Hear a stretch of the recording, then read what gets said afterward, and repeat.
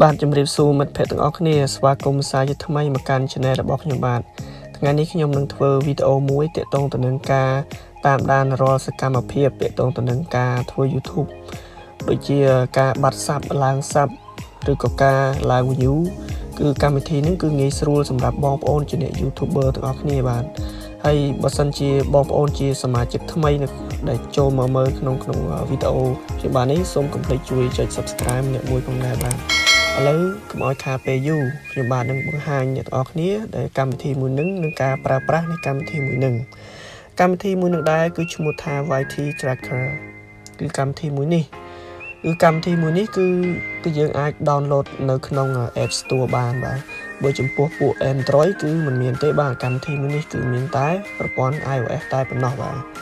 ការប្រើប្រាស់នៃកម្មវិធីរបស់នេះគឺងាយស្រួលទេគឺយើងត្រូវបើកអ៊ីនធឺណិតមកបន្តទៀតមកយើងសាញ Gmail account YouTube យើងនឹងចូលទៅនៅក្នុងកម្មវិធីនឹងបាទឥឡូវខ្ញុំសូមបង្ហាញកន្លែង YT Tracker នេះគឺចំនួន Subscribe និងចំនួនម៉ោងរបស់យើងនៅក្នុង Channel របស់យើងគឺវាប្រាប់ជារៀងរាល់ពេលវា update អញ្ចឹងវាងាយស្រួលមិនចាំបាច់ចូលទៅក្នុងជ្រុំហើយយើងមើលទៅនៅក្នុង monitor គឺយើងអាចមើលទៅលើកម្មវិធីមួយនេះបានជារៀងរាល់ពេលវេលាដែលយើងអាចឆែកមើលគឺវាងាយស្រួលនិងតាន់ចិត្តសម្រាប់យើងហើយយើងចូលកន្លែង progress នេះគឺ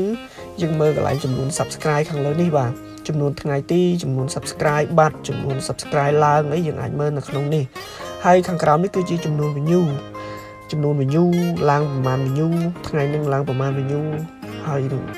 ខាងលើនេះគឺ Subscribe ប្រមាណ Subscribe អីឡើងឬក៏ចំនួនបាត់គឺការបាត់ Subscribe ក៏វាអាចប្រាប់យើងដែរបានកន្លែងនេះការប្រើប្រាស់វាគឺងាយស្រួលទេបងប្អូនគឺយើងគ្រាន់តែចូលទៅនៅក្នុងកន្លែងនេះហើយយើងគ្រាន់តែដាក់សាញ Gmail YouTube របស់យើងនឹង account Gmail និង password របស់យើងដូចធម្មតាអញ្ចឹងគឺវាអាចប្រាប់យើងឬចំពោះនេះគឺជា channel ឧទាហរណ៍មួយគឺកូន channel ដ៏តូចមួយទេគឺវាមិនមានតមាន subscribe ច្រើនហើយក៏មិនតមាន view ច្រើនដែរហើយគឺការខាងលើហើយនៅខាងនេះគឺចំនួនគេដាក់ឲ្យយើងមើលការ silver play button gold play button អីចឹងណាអានេះ100k subscribe 100k subscribe វាបានបតង់អីចឹងបាន diamond បានគេហៅពៀនអីយើងមើលគឺងាយស្រួលមែនទែនបានកម្មវិធីនេះនឹងគឺវីដេអូរបស់ខ្ញុំគឺមានតែប៉ុណ្្នឹងទេគឺសូមឲ្យបងប្អូន YouTuber ទាំងអស់គ្នាគឺ download កម្មវិធីនឹងប្រើប្រាស់គ្រប់គ្នាគឺតាមប្រព័ន្ធ iOS បាទគឺងាយស្រួលហើយគឺយើងអាចមើល channel យើងគឺយើងអាចមើលរបៀបការវីដេអូយើង rank មិនយ៉ាងណាអីហើយបើសិនជាយើងចូលទៅក្នុងនេះយើងអាចសាញអាវវានៅកន្លែងនេះលុបអាវហើយនឹង channel នេះគឺយើងអាចផ្លាស់ប្ដូរបានដែលយើងចង់មើលនៅ channel ផ្សេងទៀតដែរបាទអរគុណសម្រាប់ការតាមដាននៃវីដេអូខ្ញុំបាទមួយនេះសង្ឃឹមថាបងប្អូនទាំងអស់គ្នានឹងជោគជ័យនៅក្នុងវិស័យធ្វើ YouTube ទាំងអស់គ្នាបាទ